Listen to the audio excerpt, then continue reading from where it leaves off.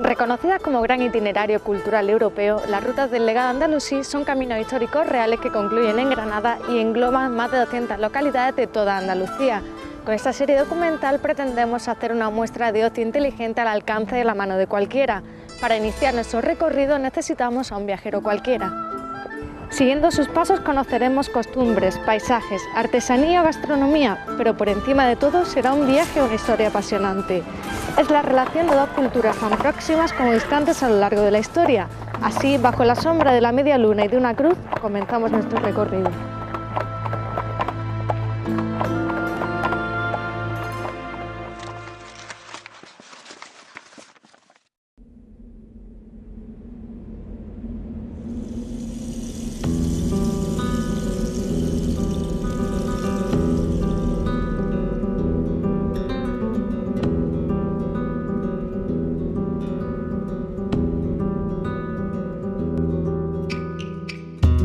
La ruta de los almorávides y los almohades evoca la profunda relación entre dos continentes.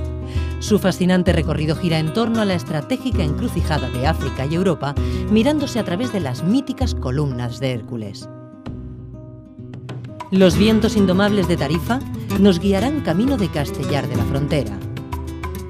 Recorriendo las calles de Jimena estableceremos campamento en Medina Sidonia. Oteando el horizonte descubriremos la ciudad más antigua de Occidente. Cádiz nos espera. Los antiguos cronistas llamaron a esta zona del campo de Gibraltar las dos orillas. Históricamente ha sido nexo, unión entre dos continentes, África y Europa. Pero hasta el siglo XI, llegados los almorávides, no se unió en un mismo imperio estas costas europeas en las que estamos y aquellas del fondo, las costas africanas. Todo empezó aquí, entre dos aguas y dos continentes, entre cielo y mar, en estos montes inundados de luz, yodo y vientos que azotan altas hierbas y animan hélices eólicas, crestas que se sumergen en el estrecho para resurgir pronto y tan cerca en África. Mole que el viajero otea detrás de las brumas marinas. El viajero imaginativo asistirá al trámite de los primeros homínidos llegados de África, de los guerreros berberes y de los almorávides surgidos de las arenas del Sáhara, o de los almohades descendidos de sus montañas del Atlas. Viejos barcos, antiguos viajeros y gentes ya pasadas que ahora en su tránsito por el puerto de Algeciras cambian su apariencia. El paso del tiempo todo lo muda, pero todo pasa y todo queda. Modernos barcos, nuevos viajeros y gentes presentes que van y que vienen. En esencia, Algeciras y su puerto continúan siendo lugares de tránsito.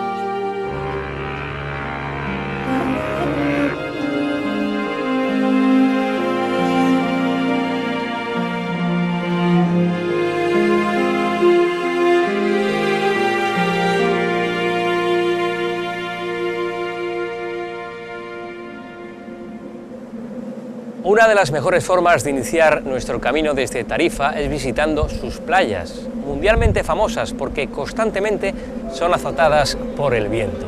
Por eso es tan sencillo, es tan fácil practicar aquí los deportes de vela. Lo que hace referencia a la orografía está marcada por las dunas, dunas de fina y dorada arena.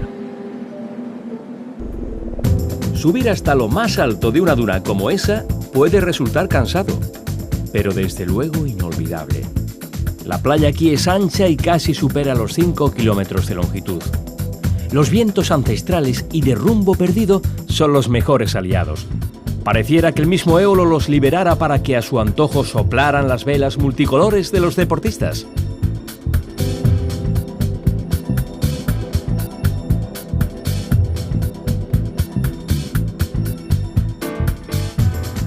Poco más allá, junto a este mismo mar se encuentra el castillo de Tarifa.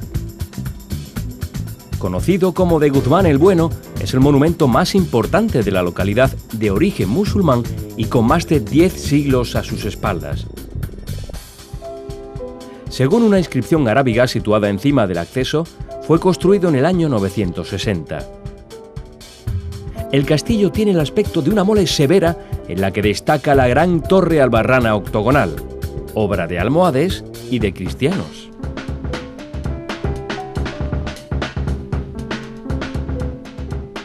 Esta es una de las muestras de arquitectura militar hispano-musulmana más importantes. Fue construida, sus orígenes están en Abderramán III. Hay una placa en donde se atestigua que en el año 960 ya estaba en pie la fortaleza. Tarifa ha sido, por su privilegiada ubicación, desde la antigüedad solar de distintas culturas, en el Cerro del Castillo, antiguamente una península.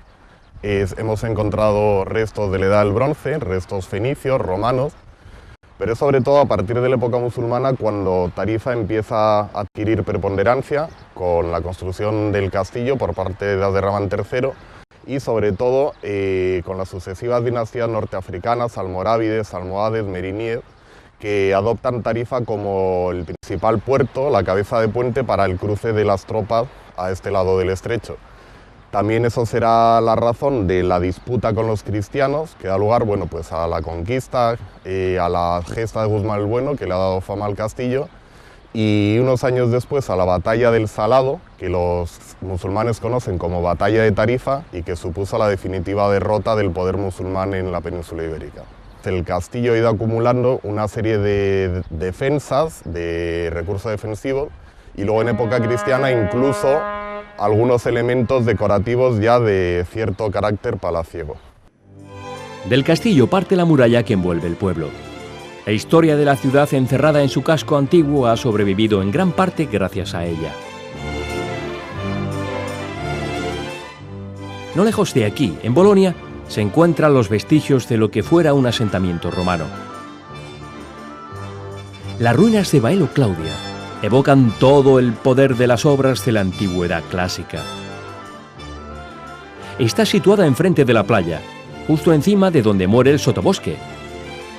En este milenario entorno marinero se desarrollaba la pesca de atunes con almadraba y otras técnicas pesqueras que dieron ánimo a la prosperidad y construcción de esta ciudad.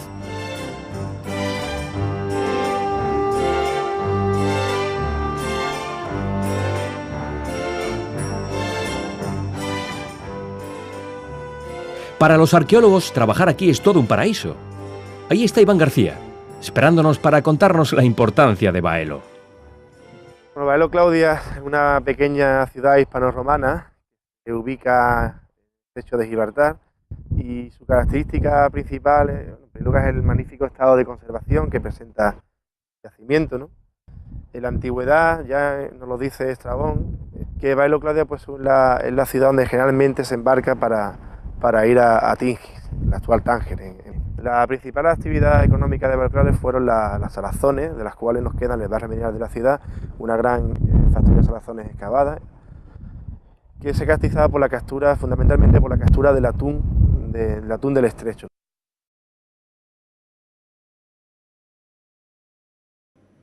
La segunda estación del camino es Castellar de la Frontera, antiguo enclave de bereberes y muladíes. El castillo de Castellar de la Frontera fue en su día residencia de los condes de Castellar. Es un lugar emblemático, entre otras cosas, porque se ha convertido en alojamiento turístico.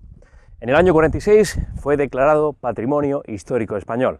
Ha experimentado distintas transformaciones a lo largo de los siglos. Es, desde luego, un lugar emblemático, obligada visita de esta ruta. Junto al Alcázar está la Villa Fortaleza. Fue construida sobre un promontorio rocoso a 248 metros sobre el nivel del mar.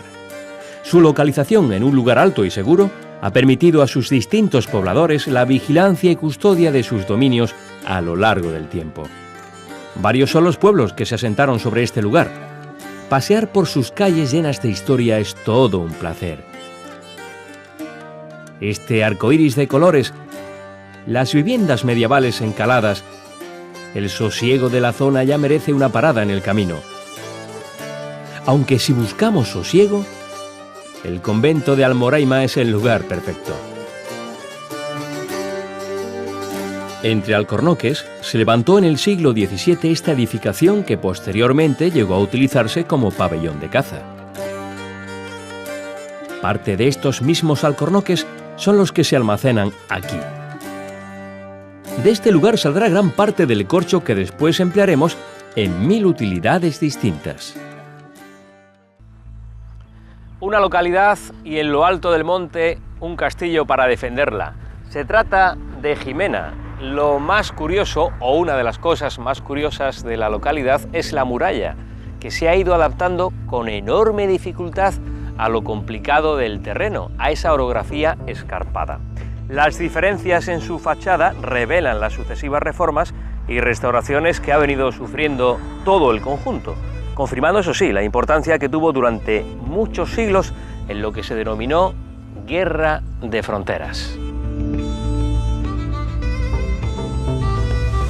Dentro del castillo se conservan varios aljibes muy grandes, de distintos diseños y muy interesantes arquitectónicamente. El alcázar fue muy reformado durante la época cristiana. Conserva los fosos, cortinas, bastiones que lo independizan del resto de la ciudad. En su centro se alza la Torre del Homenaje, que oculta en su interior otra más antigua y reducida. Tiene 2 plantas internas cubiertas con bóvedas de paños muy restauradas y por su estilo parece mudéjar, incluso directamente de época islámica, lo que le confiere gran interés al ser muy raras en Occidente las torres islámicas de planta circular. Y poco más allá, el Baño de la Reina. Nuestro camino escala la serranía de Ronda y serpentea ahora sobre el Valle del Genal. Rodeado de montes boscosos moteados por las destelleantes manchas blancas de las aldeas. Surcamos vastas dehesas, donde pastorea el toro bravo y alcanzamos Medina Sidonia, antiguo señorío de los duques del mismo nombre.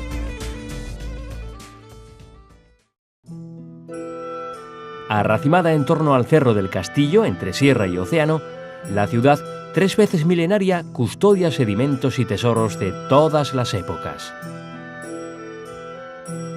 Medina fue colonia romana de gran importancia y capital de provincia en época visigoda. La gran cantidad de hallazgos arqueológicos que se han venido produciendo a lo largo de los siglos nos descubren Asido Caesarina, la ciudad de más de 2000 años que guarda en su historia juegos infantiles, viejas cloacas, entramados urbanos a miles de kilómetros de la Roma imperial. El conjunto arqueológico romano se encuentra en pleno centro de la ciudad actual. Está compuesto por unas conducciones hidráulicas del siglo I después de Cristo, de un total de 30 metros de galería, muy similares a las descubiertas en la misma Italia. La verdadera dimensión del urbanismo asidonense de la antigüedad es patente en las obras públicas hasta ahora localizadas, de las que es ejemplo singular este tramo de vía romana descubierta en 1977. Construida con grandes losas de piedra, se compone de 2 aceras y una calzada que tiene 5 metros de ancho. Debajo del enlosado se halla una cloaca de casi 1 metro de altura que canalizaba las aguas de lluvia y las residuales de edificios y fuentes de la ciudad. Medina Sidonia ha sido una ciudad de enorme peso a lo largo de la historia. Se tenía eso a través de la bibliografía antigua, nociones de que era una ciudad o había sido una ciudad importante, que en determinados momentos de la historia había jugado un papel decisivo en el territorio, incluso en toda Andalucía. Pero es la arqueología la que nos está demostrando que todo eso que aparecía en los papeles, la documentación antigua, se quedaba corto. La arqueología, como digo, está demostrándonos que en cualquier momento de la historia, hasta prácticamente el siglo XIX, Medina Sidonia ha sido un enclave fundamental para la historia, yo me atrevería a decir que de España. La iglesia mayor de la localidad está plantada sobre el solar ocupado en su día por la mezquita mayor. La monumental edificación se concluyó en el siglo XVI.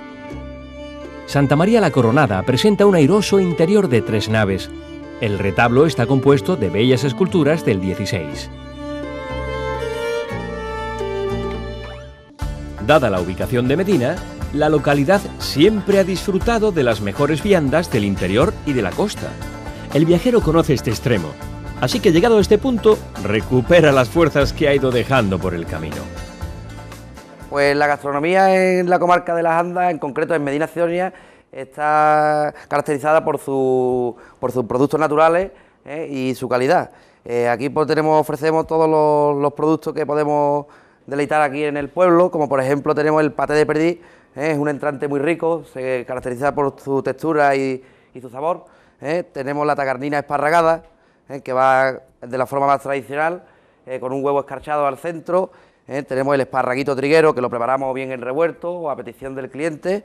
Y ya luego pues, podemos pasar a lo que es una buena carne. Por ejemplo, la ternera que tenemos es retinta, es la raza que tenemos por aquí por la zona, es una ternera muy sabrosa. También podemos probar el pescadito de la bahía, ya que estamos cerca de la bahía también de Cádiz. Postrecitos caseros, pues por ejemplo, aquí tenemos el helado de alfajor, es una invención que hemos hecho en el pueblo, ya que es el dulce típico del pueblo. Nosotros hemos querido transformarlo y llevarlo al campo de la gastronomía. Llegamos a Cádiz y lo hacemos entrando por la playa de la Victoria, que resume perfectamente bien el carácter gaditano, que resume perfectamente bien lo que nos ofrece esta ciudad: sol, el mar y viento, mucho viento.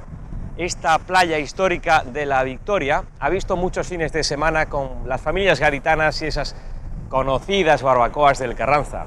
Historias de amor y sobre todo un lugar donde los turistas sobre esta arena han venido a tostarse. Esta es la ciudad habitada más antigua de Occidente. Un archipiélago de islas y de culturas colmatadas por los limos y el hombre. Urbe volcada al mar y a los negocios de largo recorrido. Siempre miró muy lejos, aunque se adormeciera en el crepúsculo romano, cuando sus horizontes se achicaron. Pero se despertó repentinamente, con el descubrimiento de un nuevo mundo en 1492, y brilló con todas sus luces en el dorado siglo XVIII. Es esta Cádiz la que contemplamos hoy. Barroca y neoclásica, ilustrada y liberal, de calles estrechas y reticulares con fachadas burguesas patinadas por el tiempo y la humedad. La ciudad nunca ha perdido protagonismo. Ejemplo de ello es este monumento que nos recuerda la Constitución española de 1812, la popularmente conocida Pepa. El pueblo gaditano le puso nombre con su gracejo habitual y ahora le rinde homenaje con uno de los grupos escultóricos más bonitos de la provincia.